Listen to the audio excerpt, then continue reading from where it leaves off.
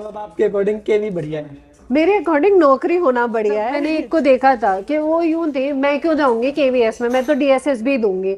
DSS भी पास नहीं हुआ, अब केवी में आई तो भागी भागी पहुंची ना पोस्टिंग के लिए। मैं पर्सनली किसी को केवी कॉन्ट्रैक्ट नहीं बोलूंगी। मेरे साथ हुआ भी यही था, मैं सुबह इतना जद्दोजहद के साथ लंच वगैरह बना के गई हूँ और मैं वहां पहुंची और मुझे हाफ आवर अराउंड बाद टीचर आ गई तो मुझे बोला कि अब आप घर चले जाइए। उसी दिन मेरे को ही विश्वास नहीं हुआ थोड़ी देर तक कि अच्छा अभी 15 मिनट पहले तक मैं एक अनएम्प्लॉयड लड़की थी और 15 मिनट बाद मैं लगभग 50+ कमाने वाली एक लड़की बन गई कि हाँ भाई हो गया। बहुत डिप्रेसिंग मोमेंट्स देखे हैं, डायरीज लिखी हुई हैं आज भी, अभी कल परसों ही निकाली है, उसमें लिखा हुआ है बकायदा कि अब कुछ कर दो, हिम्मत टूट रही है, ये ना हो कि इसके बाद ना एक सुसाइडल नोट लिखा जा रहा हो। हेलो भाई, कैसे हो आप सभी? होपफुली बहुत बढ़िया होगे और स्वागत आप सबका एक नई वीडियो में, जिसमें हमारे साथ है गर्विता मैम, जिनका अभी अभी केंद्रीय विद्यालय संगठन में सिलेक्शन हुआ है। कहाँ इनकी पोस्टिंग है, क्या इनका स्कोर रहा और कैसा इनका एक्सपीरियंस रहा, वो सारी चीज़ें हम डिटेल में डिस्कस करेंगे। क्योंकि अभी आप सबको पता है कि कुछ खट्टे मीठे अनुभव सबको प्राप्त हुए हैं केवी के वर्क कल्चर को लेके या सब चीज़ों को लेके, कि सर ये तो हमने एक्सपेक्ट ही नहीं किया था, इतना वर्क प्रेशर, या फिर कुछ जगह ऐसा भी सुनने को मिला कि सर मज़ा आ गया, इतनी बढ़िया जगह है, चारों तरफ बर्फ़ ही बर्फ़ है, बहुत ही अलग जंगल टाइप से एरिया में हमारा स्कूल है। मतलब ऐसे ऐसे एक्सपीरियंस भी सुनने को मिले। तो ऐसी एक वीडियो आप सबके सामने हम लेके आए हैं।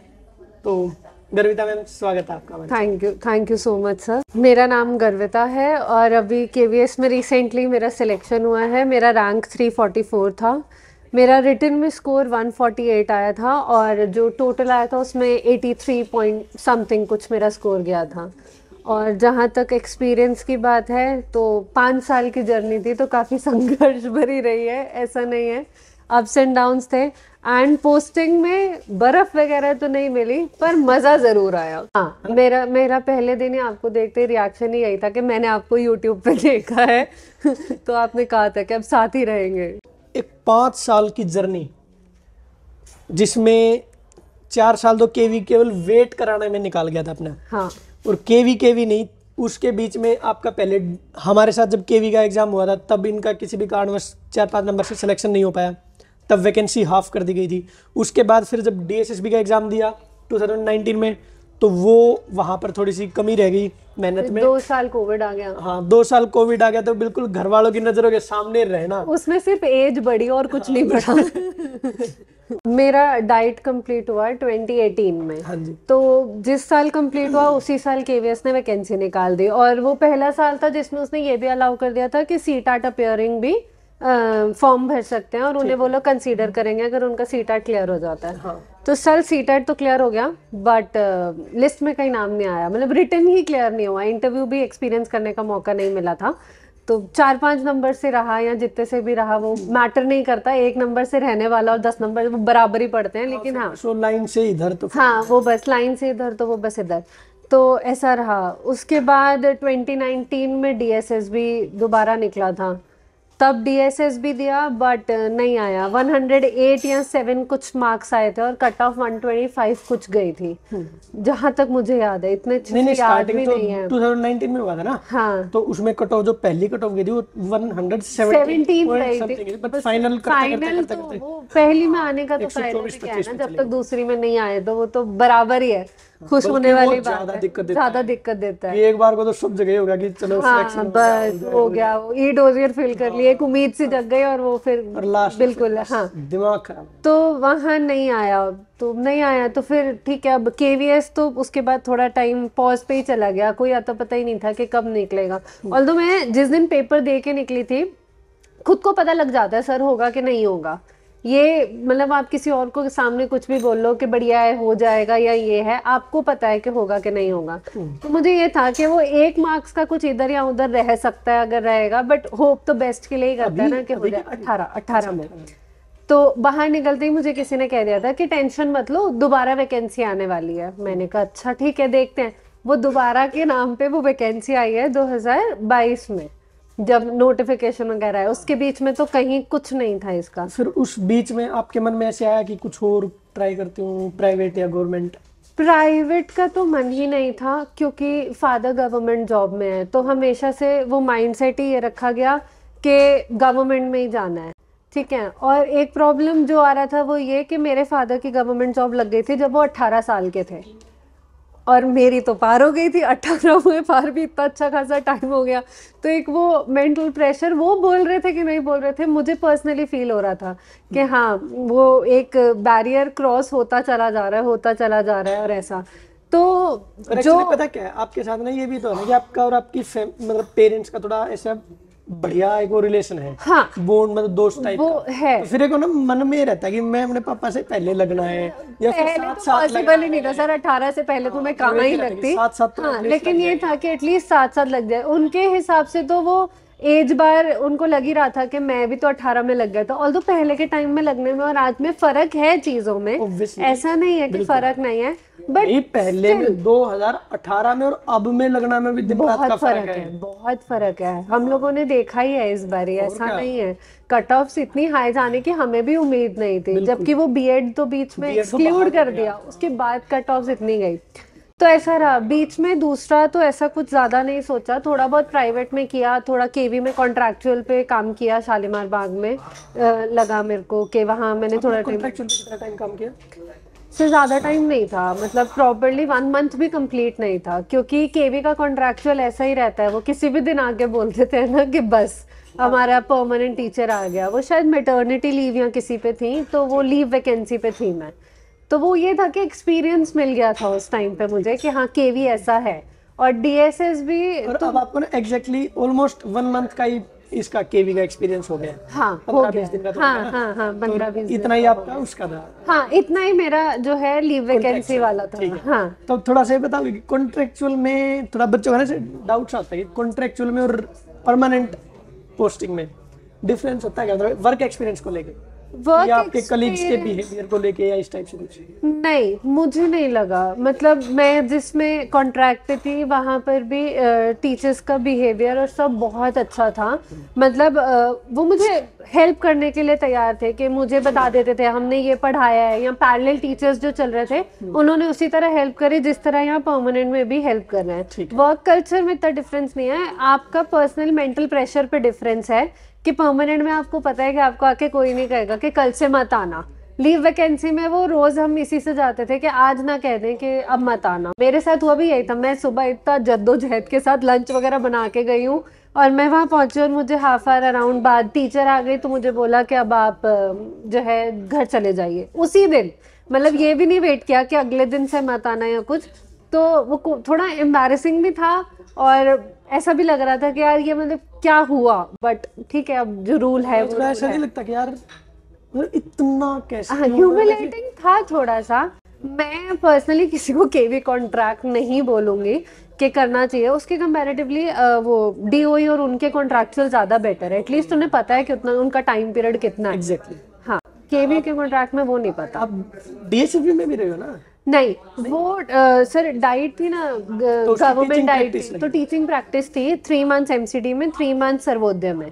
ठीक है। तो एक्सपीरियंस तीनों जगह का मिल गया था। तो मुझे सर्वोदय ये भी बता दो एक बार कि केवी का एक्सपीरियंस और आपका डीएसएसबी डीओई वगैरह का एक्सपीरियंस दोनों में क्या फर्क लगता है आपको? थोड़ा सा फर्क एक भाई है सर के, एक तो क्राउड का फर्क है, ऐसा नहीं है क्राउड का फर्क नहीं है, इन द सेंस बच्चों का, स्टूडेंट्स के लेवल, स्टूडेंट्स का, ठीक है। ठीक है। और कॉन्ट्रैक्ट पीरियड का फर्क है, वर्क कल्चर दोनों का है। केवीएस थोड़ा डाइवर्स है, डीओई और सर्वोदय इतने डाइवर्स नहीं लगे मुझे। और वहाँ पढ़ाई है लेकिन केवीएस में जो है ना आपको आपका पर्सनालिटी ग्रूम करने का मौका मिलता है। मैंने ज्वाइन किया और ज्वाइन करते ही मैंने एंकरिंग करी for grand parents day and everything. हाँ, तो वो एक एक्सपीरियंस जो होता है ना आपकी पर्सनालिटी को शेप करने में केवी ज्यादा हेल्प करेगा। थोड़ा सा ये भी बोल सकते हैं ना केवी वो ना आपके अंदर डिफरेंशिएट नहीं करता कि आपने आज ज्वाइन किया या 2 दिन आप सबसे पुराने टीचर हो। हाँ, वो डिफरेंशिएट मुझे नहीं लगा वहाँ पर। और 3 मंथ्स जो हमारी टीचिंग प्रैक्टिसेस रही थी वहाँ पे लिटरली हम लोगों ने ये चीज़, कौन से स्कूल में थी मैं स्कूल का नाम नहीं बता रही, बट हमने ये चीज़ देखी थी कि टीचर्स ने अपना काम हमारे ऊपर छोड़ दिया था। अच्छा। कि ये करा देना। और टीचर्स ने कितनी बार खुद भी क्लास उस टाइम पे उन्होंने नहीं ली। क्यों नहीं ली हमें रीज़न नहीं पता, कहीं एक्स्ट्रा ड्यूटी थी या कुछ थी, जो भी रीजन था, बट हम लोगों ने उनका सिलेबस कंप्लीट करवाए हैं उस टाइम केवीएस में एमसीडी और डीओई में, सर्वोदय वगैरह में। तो हाँ, ये थोड़ा नहीं हो सकता ना कि पर्सनल टीचर्स का कैसा बिहेवियर रहा है, वो हाँ वो बिहेवियर, और केवी में डिफरेंट कल्चर्स मिलेंगे सर। यहाँ पे तो अगर दिल्ली है तो दिल्ली ही तो रहेगा। मतलब अब आपके अकॉर्डिंग केवी बढ़िया है? मेरे अकॉर्डिंग नौकरी होना बढ़िया है, चाहे वो डीएसएसबी में हो चाहे वो केवी में हो, वो बाद में आप अपनी पर्सनालिटी फिर नखरे आ जाए तो वो अलग चीज। हाँ फिर नखरे आ जाए तो अलग चीज है। अभी तो कोई भी ये नहीं कहेगा कि नहीं नहीं, अगर किसी को मिला है, मैंने एक को देखा था कि वो यूं थे, मैं क्यों जाऊंगी केवीएस में, मैं तो डीएसएसबी दूंगी, डीएसएसबी पास नहीं हुआ, अब केवी में आई तो भागी भागी पहुंची ना पोस्टिंग के लिए। तो नौकरी होना बढ़िया है, नखरे बाद में आते हैं कि नहीं ये वाली शॉर्ट नहीं, वीडियो वो बना वाली के चाहिए। बना के डालूंगा मैं। डाल देना बट ये फैक्ट है सर, ऑब्वियसली जब तक हाथ में चीज नहीं, आप उस चीज के लिए नखरे कर ही नहीं सकते। जब आ जाती है उसके बाद नखरे आने शुरू होते हैं ना कि ये ऐसी नहीं वैसी चाहिए, तो ये चीज है। ये तो है भाई, हाँ ये बढ़िया, मतलब सही बात लगी आपकी मुझे ऐसे ना। चलिए ठीक है, फिर इसके बाद आता है मैम, हाँ आपका एक और प्लस पॉइंट भी था ना मैम, इनका तो केवी का ज्यादा लगाव होना ऑब्वियस है। हाँ वो 13 इयर्स केवी की ही स्टडी है मेरी, तो ये भी है, मैंने वहाँ का कल्चर एज अ स्टूडेंट भी देखा है, एज अ टीचर भी देखा है, तो मैंने दोनों तरह से वो कल्चर एक्सपीरियंस किया है। तो मेरा अट्रैक्शन केवी की टुवर्ड्स ज़्यादा था भी, तो मेरा वो 100% का लिमिट भी डीएसएसबी के लिए नीचे था, और केवी के लिए वो 100% भी मेरा इंक्रीज होके मैंने अपनी लिमिट खुद ही पुश करी थी कि नहीं ये तो चाहिए चाहिए, बस अभी चाहिए, बस हो गई अब और नहीं, तो ऐसा था। ठीक है, तो अब अगला क्वेश्चन मेरी साइड से आते हैं कि 5 साल समझ रहे हो, मतलब 5 साल ऐसा नहीं है कि आप मैं मेरी तो समझ रही हूँ। मतलब एकदम आ गए, तो आपने बहुत सारी चीजें जैसे ऐसी भी की होंगी, जैसे वो नहीं कहते ट्रायल एंड एरर मेथड वाला, हाँ। कुछ आपको चीजें लगी होंगी इस तरीके से अगर मैं पढ़ाई करूँ तो ठीक है, बट वो आखिर में लगा कि नहीं, ये नहीं, तो काम ही नहीं कर काम ही पाया, नहीं वर्कआउट नहीं कर पाया इन चीजों पे, तो फिर आपने थोड़ी सी अपनी स्ट्रेटजी चेंज की, हाँ। है ना, तो वो सारी चीजें फिल्टर आउट करके अगर आप बच्चों को बता सकते हो। तो सबसे पहले तो जैसे जब 2018 में जस्ट डाइट पास हुई थी और वैकेंसी आ गई, तो लगा कि कोचिंग ज्वाइन कर लेते हैं, फटाफट चीज़ें सॉल्व हो जाएंगी। उस टाइम पे जो सबसे बड़ी गलती ये करी कि कोचिंग के साथ सेल्फ स्टडी पे ध्यान नहीं दिया। ऐसा लगा कि कोचिंग में 4 घंटे 6 घंटे काम हो रहा है, हो जाएगा, और उस टाइम पे भी एक बार सिलेबस चेंज हुआ ही था, सबके लिए सरप्राइज था, सबके तुक्के चल रहे थे कि क्या आएगा। अब वो लक फैक्टर है, किसका तुक्का उस टाइम पे चला किसका नहीं चला, तो मेरा तो नहीं ही चला, ठीक है, वरना हम ये इंटरव्यू 2018 में कर लेते। तो मैं ही नहीं सर्वाइव कर रहा था सर हो जाता, क्या पता, लगते ही हो जाता। अच्छा। ऐसा कुछ नहीं है। तो कोई ऐसा नहीं, हम अब भी बुला लेते हैं आपको। अब बुला लेते हैं कि नहीं आओ। तो ऐसा, तो एक तो कोचिंग लो या ना लो वो आपके ऊपर है, क्योंकि आपको पहले ये जज करना पड़ेगा कि सेल्फ स्टडी आपके लिए सफिशिएंट है। अगर आप खुद को खुद डिसिप्लिन में रख सकते हो तो सेल्फ स्टडी कर लो, और अगर आपको लगता है कि आप डिसिप्लिन में नहीं रख सकते, अब बहुत ऐसे हैं सर जो मैरिड भी होते हैं और उसके बाद भी तैयारी करते हैं, ठीक है, वो मैरिज के बाद अगर सोच रहे हैं, तो ना मैंने ये देखा है कि उनमें ना ये एक होता है, अच्छा यार ये किताब रखी है, अच्छा ये चैप्टर पढ़ना है, पर रुक जा 2 मिनट जरा ये काम निपटा लूं घर का, उसके बाद पढ़ लेती हूँ, तो वो घर के काम ना कभी खत्म नहीं होते। स्पेशली जो हाउस वाइफ है, हाँ, लड़कियों में तो सबके होते हैं, चाहे फीमेल्स के साथ ये इशू आ हो जाता चाहे है, ना हो। तो ऐसा, तो सर मैंने अपने घर में देखा, मेरी मॉम की सारी स्टडीज ना शादी के बाद की है सारी, तो my mom used to like cook food है यार, और वो फ्रिज के ऊपर बुक रख के ऐसे पढ़ रही होती थी और यहाँ पे खाना बना रही होती थी, तो वो अलग लेवल वो उनका था, उन्होंने कर लिया। मैं कहूँ कि मैं कर लूँगी तो मेरे बस में तो नहीं है। तो अगर कोई ऐसा केस है ना जहाँ आप काम को इग्नोर नहीं कर सकते, तो बेटर है कि आप कोचिंग ज्वाइन कर लो, क्योंकि आपका माइंडसेट है कि ये काम अच्छा रह गया, चल कोचिंग से आके कर लूँगी, लेकिन आप कोचिंग पहुँच जाओगे, तो वो चीज़ है ही है आप में। लेकिन ये है कि ठीक है, चल रहा है ना। हाँ, तो ऐसा, लेकिन अगर आपको लगता है कि नहीं आप खुद को खुद डिसिप्लिन में रख सकते हो, तो आप लोग जो है उसको मतलब सेल्फ स्टडी से भी कर सकते हो। तो एक तो ये गलती थी कि 18 में सेल्फ स्टडी नहीं करी, और इसके बाद मल्टीपल सोर्सेज पे जाने की नीड नहीं है। जो अपने आप को एनालाइज करके एक बार फिक्स कर लिया ना, उसी को फिक्स रखो क्योंकि मैंने सर जो 2018 में पढ़ा था, ठीक है, मैंने इस बार स्ट्रैटेजी में कोई बहुत ज़्यादा चेंज नहीं किया, बस वो सिलेबस में जो चेंज आया था वो थोड़ा बहुत हम लोगों को चेंज करना ही था, बहुत ऑब्वियस सी और बात है। बाय डिफॉल्ट पता क्या, जब हम एक लंबी प्रिपरेशन के फेज से जाते हैं ना, हाँ, तो हमारे अंदर ना एक बाय डिफॉल्ट एक नेचुरल टेंडेंसी बन जाती है चीजों को फिल्टर आउट करने की। कि पहले ये चीजें ऐसे काम नहीं कर पाई, हाँ। अब ठीक है थोड़ा सा और मेहनत भी करनी है मैंने, हाँ, कुछ कमी ना रह जाए बस। हाँ, अभी कोई मेरे से पूछे ना कि तुम्हारे लिए क्या काम कर गया, तो सर मैं भी नहीं बता सकती कि मेरे लिए ये पर्टिकुलर चीज काम कर गई, क्योंकि 5 साल की कोई 5 साल पहले पढ़ी हुई चीज भी अगर इस बार मुझे पेपर में क्लिक करी है तो वो मुझे पता नहीं है, वो बैक ऑफ द हेड मेरे माइंड में है, लेकिन वो मैंने कब पढ़ी थी मुझे नहीं पता। अब आपने बताया था ना कि आपके जैसे अब की बार एनसीईआरटी से क्वेश्चंस आए थे, एनसीईआरटी से तो क्वेश्चन, नसीरुद्दीन की पोशाक, हाँ, नसीरुद्दीन के पोशाक, वो बचपन में पढ़ा था तभी, तो वो back of the head unconsciously या कहीं वो था, तो वो क्लिक कर गया, वरना वो क्वेश्चन छूटता ही छूटता। और इस बार जो सिलेबस में चेंज आया था उस चेंज के हिसाब से मैंने ईवीएस और मैथ्स में एनसीईआरटी के अलावा कुछ नहीं पढ़ा, मैं सिर्फ और सिर्फ वो 3rd 4th 5th की एनसीईआरटी की बुक्स लेके बैठी हुई थी, और मैंने वही हाइलाइटर वगैरह उठा रखा था, जैसे वो अनीता का एक हनी बी वाला चैप्टर है ईवीएस में, उसके अंदर वो स्टोरी में जो है ना ये बता जाएगा कि बीज का ब्रीड करने का टाइम कौन सा बेस्ट रहता है, तो वो मार्क करके रखो कि हाँ ये चीज है, वो बच्चों के हिसाब से बनी हुई है, बच्चों के लिए स्टोरीज इंटरेस्टिंग होती है। इम्पोर्टेंट भी यही चीजें हैं। हाँ, इम्पोर्टेंट भी यही चीजें बाकी हैं। स्टोरी का हमें क्या लेना, हमें भाई कोई अनीता लेना सुनीता क्या कर रही है, क्या कर रहे रहो, थे, हाँ वो करते रहो, तो वो उन चीजों का हम लोगों को ध्यान रखना पड़ेगा। और लिटरली क्वेश्चंस जो है उस किताब से बाहर नहीं आए हैं, अब एग्जैक्ट क्वेश्चंस तो याद नहीं क्योंकि फरवरी में पेपर दिया था, रिजल्ट आने में काफी टाइम लग गया, हाँ, तो ऐसा था। और इस बार तो एचएम का पेपर देखा था तो उससे हमें ये भी पता लगा था कि एनसीईआरटी में से आएंगे, वो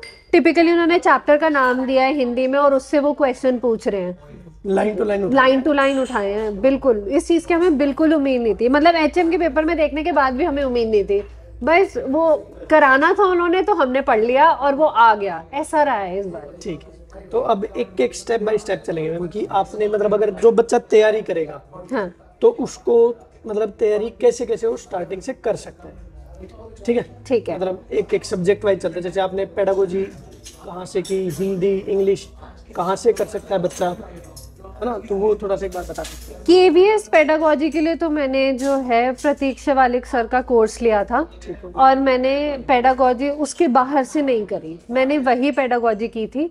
और हिंदी के लिए टीएन के मधु मैम के नोट्स किए थे, वो मैंने डीएसएसबी के लिए भी हिंदी के वहीं से किए थे। मतलब मैं ऐसा किसी और टीचर के लिए कहूँगी नहीं, लेकिन हिंदी उससे बाहर नहीं आती, वो वहीं से आती है। इंग्लिश मैंने नहीं पढ़ी, वो हो जाती है, पता नहीं कैसे हो जाती है, बट मेरे से इंग्लिश हो जाती है।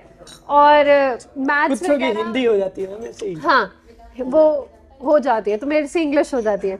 और मैथ्स किसी बच्चे को पढ़नी हो तो जो प्राइवेट स्कूल्स की ग्रामर की बुक्स होती है ना, 3rd 4th 5th वगैरह वो तो की, बहुत छोटे रहे मैंने सर अगर बेसिक भी नहीं आता ना तो 3rd की उठा लो, और उसके बाद तुम्हें लगे ना कि खुद को अपना लेवल पता होता है, लग रहा है कि बहुत इजी है, एटलीस्ट बेसिक 9th की जो क्लास में आती है ना, 9th 10th जैसे हिंदी में आती है ना, ये सरस्वती विद्या पब्लिकेशन की करके एक वो आती है, बुक आती है हिंदी के लिए, अच्छा, तो वो बढ़िया रहती है। ऐसे ही 9th 10th की ना इसकी इंग्लिश की भी आती है, प्राइवेट स्कूल्स की जो भी आती है वो बच्चे चेकआउट कर लेंगे, हाँ, तो वहां से कर सकते हैं। मुझे लगता है ठीक है, क्योंकि स्कूल के बच्चों को जो चीजें इंग्लिश में समझाई जा सकती है, हाँ, तो ऑब्वियसली फिर हम भी वो थोड़ा इफेक्टिव वे में समझ, हाँ वो समझ सकते हैं, तो ऐसा। और मैथ्स और रीजनिंग के लिए तो एसएससी की ही बुक्स कर लो, वो ठीक है। केवीएस के लिए तो देखो इस बार एनसीईआरटी थी, केवीएस का मैथ्स का सिलेबस कॉम्पिटिटिव वाला नहीं था जैसा डीएसएसबी का होता है, तो अगर वो कॉम्पिटिटिव होता तो हमें उस तरह सोचना पड़ता, बट कॉम्पिटिटिव नहीं था तो एनसीईआरटी से चल गया। बाकी most important role test series, text book से करो, कोई और कोचिंग इंस्टीट्यूट अगर टेस्ट सीरीज दे रहा है वो टेस्ट सीरीज करो, पर टेस्ट सीरीज करो, छोटो मत नहीं, क्योंकि ना, और ऐसे नहीं कि बेड पे लेटे लेटे हो रही है या ऐसा कुछ हो रहा है, प्रॉपर टेबल चेयर पे बैठ के सेम एनवायरनमेंट देने की कोशिश करो जिस एनवायरनमेंट में जाके वहाँ पेपर देना है, खुद को रेडी करना पड़ता है ना, और उसी शिफ्ट्स में पेपर करो जो टाइमिंग्स पेपर के होते हैं। क्योंकि अब अच्छा, I am an night owl, मतलब मैं रात को पढ़ती हूँ, लेकिन जब टेस्ट सीरीज करनी शुरू करी तो सुबह जो एग्जाम टाइमिंग्स होते हैं मैंने वही एग्जाम टाइमिंग रखे, क्योंकि पता चले मेरे को पेपर में उस टाइम पे नींद आ रही है, क्योंकि मेरा बॉडी क्लॉक वो वाला सेट हो रखा है। दूसरा, गलतियों को मल्टीपल रिविजन करना है। तीसरा, टेस्ट सीरीज रिवीजन कैसे? जैसे मान लो मैंने 10 दिन पहले मॉक टेस्ट दिया, उसमें गलती होगी तो उसको अब कैसे रिवाइज करूँ? डायरी, मैंने एक डायरी बना ली थी सर गलतियों की, ठीक है। अगर तो मोटी डायरी है थोड़ी, तो उसमें सेक्शन वाइज बांट लो कि ये पेडागोजी का हिस्सा, ये इंग्लिश का, ये मैथ्स का, ऐसा।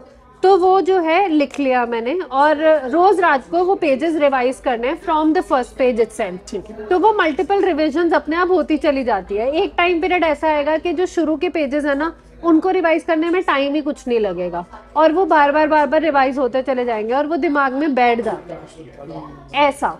और तीसरा जो सबसे इम्पोर्टेंट रहता है टेस्ट सीरीज में, वो ये कि मूड स्टेबलाइज रखना। नंबर ज्यादा आ गए तो खुश नहीं होना, नंबर कम आए तो उदास नहीं होना, वरना पेपर में भी ऐसा। इसका फायदा क्या होगा? इसका फायदा ये होता है, कंप्यूटर बेस्ड पेपर है, ठीक है। आपने पूरा पेपर पहले से तो देखा नहीं है, और आपके पास टाइम नहीं होता कि आप कंप्यूटर में पूरा क्वेश्चन पेपर पढ़ रहे हो, क्योंकि वो ऊपर वो जो टिक टिक टिक टिक घड़ी चल रही होती है ना, वो आपकी हार्ट बीट रेस कर रही होती है एक साथ, कि बस टाइम जा रहा है, टाइम जा रहा है, टाइम जा रहा है, टाइम जा रहा है। तो उसमें ये है कि शुरू के 5 क्वेश्चन देखे, मान लो कि 5 आते थे, ओवर एक्साइटमेंट हो गई, बाद का खराब कर देते हैं हम ओवर एक्साइटमेंट में। 5 क्वेश्चन देखे, 5 नहीं आते थे, डिप्रेस हो गए, फिर माइंडसेट ऐसा डिप्रेसिंग चला जाता है, फिर वो बाद का पेपर पूरा खराब कर देता है। एग्जैक्ट कि ठीक है। फिर आपकी मतलब एग्जाम क्लियर हो गया, मतलब एग्जाम का हुआ तो अभी भी सोच के ना ऐसे रोंगटे से खड़े हो रहे हैं कि हाँ हो गया। अच्छा, फिर उसका क्या इंटरव्यू का क्या एक्सपीरियंस? इंटरव्यू का एक्सपीरियंस बहुत अच्छा था। उन्होंने जो इंट्रोडक्शन वाला मेरा पेज था वो खोला, उसमें उन्होंने मेन क्वेश्चन पूछे, जिसमें आपने right about like 50 words about yourself वाला जो वो होता है उससे, और स्पेशल अचीवमेंट से। तो मेन टारगेट उन्होंने उन दोनों चीज को रखा। जैसे मैंने लिखा था that I have good interpersonal skills and everything, तो उन्होंने पूछा कि हम कैसे मान लें कि आपके पास इंटरपर्सनल स्किल्स हैं। तो फिर आपको कोई ऐसा एग्जाम्पल याद रखना पड़ेगा जिसमें आप बता पाओ कि यहाँ पे जो स्किल्स आपकी यूज हुई, these are the interpersonal skills that I used और समथिंग लाइक दैट। तो वो एक एग्जाम्पल तैयार रहना चाहिए। फिर वो स्पेशल अचीवमेंट पे आए। मेरा स्पेशल अचीवमेंट में जैसे मैंने मेंशन किया था कि I have worked in radio for a little while के आकाशवाणी में, तो उन्होंने उससे रिगार्डिंग क्वेश्चन पूछे। नेशनल्स खेले हैं टेनिस के 4 years, KVS नेशनल्स ही, तो वो नेशनल से रिलेटेड क्वेश्चन पूछे। फिर मेरे क्वालिफिकेशन से पूछे कि इंग्लिश ऑनर्स था, कहते कि अगर वर्ड मीनिंग सिखाने होंगे बच्चों को तो कैसे सिखाओगे। तो मैंने बोला था कि हम चार्ट बनवा लेंगे या बच्चों की पर्सनल डिक्शनरी बनवाएंगे। तो मुझे एक सर ने वहाँ पे टोका भी था कि आपको नहीं लगता कि हम बच्चों को वैसे डिक्शनरी दे दें तो ज़्यादा बेटर है। तो मुझे नहीं पता अग्री करना चाहिए था कि नहीं करना चाहिए था, इस वजह से मार्क्स कटे होंगे इंटरव्यू में कि नहीं कटे होंगे, बट मैंने वहाँ अग्री नहीं किया था। आई वाज लाइक कि नहीं, छोटे बच्चों के लिए एक ऑक्सफोर्ड का डिक्शनरी बहुत बल्कि हो जाएगा, उनके लिए इतना आसान नहीं रहेगा कि वो वर्ड्स वगैरह सब ढूंढें। 5th ऑनवर्ड्स आप फिर सोच सकते हो, बट 3rd 4th के लिए या 1st 2nd के लिए नहीं सोच सकते। कॉन्टेक्चुअल बेस उनको मीनिंग, हाँ, कॉन्टेक्चुअल बेस पढ़ा सकते हो। तो ठीक है, बहुत ज़्यादा सेटिस्फाइड नहीं लग रहे थे वो मुझे इस आंसर से। मे बी या तो वो एक्सपेक्ट कर रहे थे कि मैं बोल दूं कि सर नहीं, डिक्शनरी हम यूज़ कर सकते हैं, तो वो उनका पर्सनल जो भी रहा। उसके बाद डेमो पर आए। डेमो के लिए उन्होंने हमें खुद से टॉपिक दिया, EVS में ही आप वाटर साइकिल पढ़ाओ using the things in the classroom itself. तो फिर वो इंट्रोड्यूस किया कि अभी अगर मेरे ऊपर पानी गिर जाए तो मैं कैसे सुखाऊंगी, फूंक मार के तो नहीं सुखा सकते, तो फैन चला सकते हैं, पर बाहर अगर हम कपड़े सुखाते हैं तो साथ साथ में फिर आपने डायग्राम बनाया। डायग्राम अभी स्टार्टिंग में नहीं, अभी तो ये बात ही चल रही थी कि बाहर अगर कपड़े गीले हो जाएं तो इतना बड़ा फैन तो है नहीं, तो कैसे सूखेंगे। हाँ, सन से सूखेंगे। फिर मैंने सन बनाया एंड देन आई एक्सप्लेन कि हाँ ऐसे वेपर्स जाते हैं और वो फिर कंडेंस होता है और जो है फ्लो आता है पानी का, रेन होती है, तो ऐसा। तो वो वाटर साइकिल कंप्लीट किया। तो उसके बाद उन्होंने कहा आपका एक्सपीरियंस मतलब हाँ, उस टाइम आपको लग रहा था कि हाँ ठीक हो गया यार, सही हो गया? वो लोग स्माइल कर रहे थे तो मुझे ऐसा लग रहा था कि अच्छा जा रहा है। वो पूरे पैनल में एक फीमेल थी, वो कहीं स्माइल नहीं करी, बट मेरे मतलब वो थैंक यू सर और सब आते आते तक जो है ना, वो भी स्माइल कर रही थी। तो मुझे अंदर से फीलिंग था कि गर्विता तू पैकिंग शुरू कर दे, तू जा रही है। हो चुका करना था। हाँ। अब लास्ट वाले क्वेश्चन कुछ मेरे आपसे हैं भाई, ये थोड़ा सा आप लोग भी कमेंट सेक्शन में बताना, और आप लोग गो अगर इनसे कुछ क्वेश्चन है तो आप बता सकते हैं इनको। जब रिजल्ट आया हाँ उसके बाद सबसे पहले तो जब लोगों के रिएक्शंस आए तो वो एक्सपेक्टेशंस तो ऑब्वियसली यही होगी कि जिसका भी रिएक्शन आएगा पॉजिटिव आएगा और वो पॉजिटिव ही आएगा। हाँ पर बिफोर एंड आफ्टर बताओ इसमें कि भी आपका रिजल्ट आने से पहले और रिजल्ट आने के बाद ऐसे 360 डिग्री फ्लिप देखे। देखे सर, बहुत देखे, और अभी भी ऐसा नहीं है कि सबका रिएक्शन पॉजिटिव ही रहा। मतलब सर अंदर अंदर कौन खुश होता है किसी और के बच्चे को आगे बढ़ता देख के इतनी खुशी किसी को होती नहीं है जितने वो दिखाते हैं। ये बात फैक्ट है और रियलिटी है, तो वो ठीक है। लेकिन हाँ, फेस पे तो सब अच्छे ही थे। जो कहते थे कि मतलब मैंने ये लिटरली सुना है कि अरे तेरा कहाँ ही होगा, नहीं हो पाएगा, आजकल नहीं हो पाते हैं, या तुझसे नहीं होगा, तो वो भी सर पूरा मतलब विदाउट चेंजिंग ऑफ वर्ड्स, बिना लाग लपेट के ये चीज़ सीधा मेरे फेस पे गई थी। और मुझे खुद को उस चीज़ से बाहर आने में बहुत टाइम लग गया, क्योंकि आप ना दूसरों के जजमेंट सुन के खुद को बहुत जल्दी डीमोटिवेट करना शुरू कर देते हो। क्योंकि हम लोग सोसाइटी को लेके बहुत कॉन्शियस रहते हैं शुरू से, पता नहीं क्यों रहते हैं, नहीं रहना चाहिए, बट वो हाँ ह्यूमन टेंडेंसी है। हमें बहुत फर्क पड़ता है कि वो सामने वाला हमारे बारे में क्या सोच रहा है, या उसने हमें क्या कमेंट पास कर दिया, या वो सब कुछ। तो ये चीज़ बोली थी, और उसके बाद उन्होंने बोला हमें पता था तेरा हो जाएगा, तेरा नहीं होगा तो होगा किसका, कि भाई इतने टाइम से तू तो इतनी मेहनत भी कर रही थी और ऐसा है वैसा है। यूं थी मेरा पक्का ये सोच पहले भी थी तुम्हारी, पर वो थी नहीं। बट ठीक है, अब वो फेस पे तो चेंजेस आने लग ही जाते हैं। ठीक भी नहीं कर सकते ना, ठीक सर लिटरली मतलब कुछ ने तो ऐसे भी बोला है कि मतलब मेरी मॉम को सच में तेरी बेटी की नौकरी लग गई। मैं कहा सच में क्या, इतना शॉकिंग भी नहीं था यार कि लगनी ही नहीं थी। उन्होंने लिटरली ऐसे कंफर्म किया, सच में लग गई, हमने सुना है कि लग गई। कहाँ लग गई है, अच्छा चल नहीं मुबारक हो। कहा ठीक है। तो मुबारक में भी खुशी नहीं आ रही उससे। हाँ वो मुबारक में भी खुशी नहीं आ रही कि अच्छा हाँ चल ठीक है। अच्छा एकदम मस्त वाला पॉजिटिव सा रिएक्शन भी था। हाँ सर, जिसको पता लग के सब एक फ्रेंड जिसने मुझे मेरा रिजल्ट बताया था। अच्छा। और एक और फ्रेंड जिसको मैंने कॉल किया कि मेरा हो गया, तो उसका रिएक्शन बहुत अच्छा था। फैमिली का तो होना ही था, फैमिली का तो अच्छा था ही था। Like dad started crying, my mom was hooting, पूरा ऐसा हम लोग मतलब जीने के अंदर ऐसे चिल्लाते हुए से ऊपर आई हैं वो। तो उनका तो बहुत अच्छा था ही था। और मेरी एक फ्रेंड है, उसी ने मुझे कॉल करके रिजल्ट बताया, बिकॉज मैं उससे 15 मिनट्स पहले ही बात करके मैंने फ़ोन रखा था कि यार नहीं आ रहा, कब आएगा एंड ऑल। और मेरी बस वो कहते ना, मैं सो गई थी परेशान होते होते, और उसका फ़ोन आया कि हमने तुम्हारा नाम देख लिया है, तुम्हारा हो गया है, तुम्हें बहुत बहुत मुबारक हो। मैंने कहा कहाँ नाम देख लिया, पहले मुझे ये तो बता।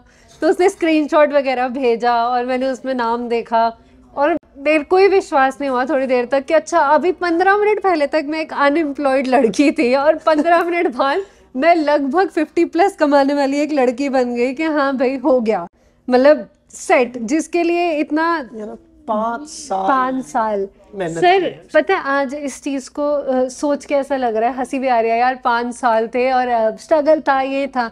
जितना खुशी खुशी ये चीज़ बात कर रही हो ना, वो 5 साल इतने खुशी खुशी निकले नहीं है। बहुत डिप्रेसिंग मोमेंट्स देखे हैं, डायरीज लिखी हुई हैं, आज भी अभी कल परसों ही निकाली है, उसमें लिखा हुआ है बकायदा कि अब कुछ कर दो, हिम्मत टूट रही है। ये ना हो कि इसके बाद ना एक सुसाइडल नोट लिखा जा रहा हो। और ऐसा माइंड में नहीं था, लेकिन उस वक्त आप जो फील कर रहे हो वो कर रहे हो, नोट डाउन कर रहे थे। वो नोट डाउन कर रही थी, और वो डायरीज मिली है। और आज वो पढ़ के ना ऐसा लग रहा है कि बता यार कभी यहाँ भी थी।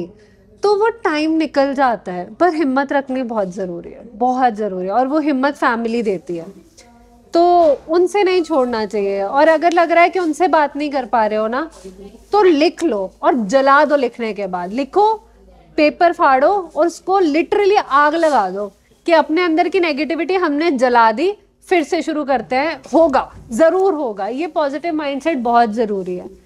फिर उसके बाद आता है मैम आपका वर्क का, मतलब ऐसे ज्वाइनिंग का एक्सपीरियंस हुआ, ज्वाइनिंग होगी।